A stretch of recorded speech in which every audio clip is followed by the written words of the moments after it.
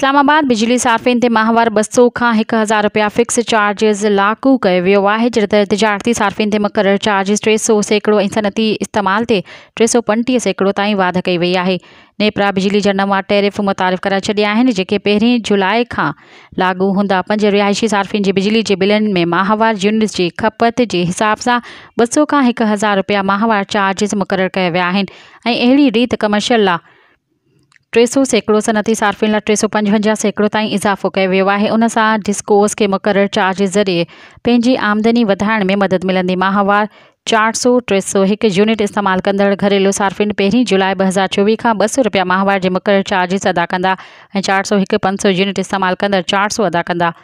जॾहिं त 501-600 ताईं बिजली इस्तेमाल कंदड़ सार्फिन खे 600 रुपया अदा करणा पवंदा।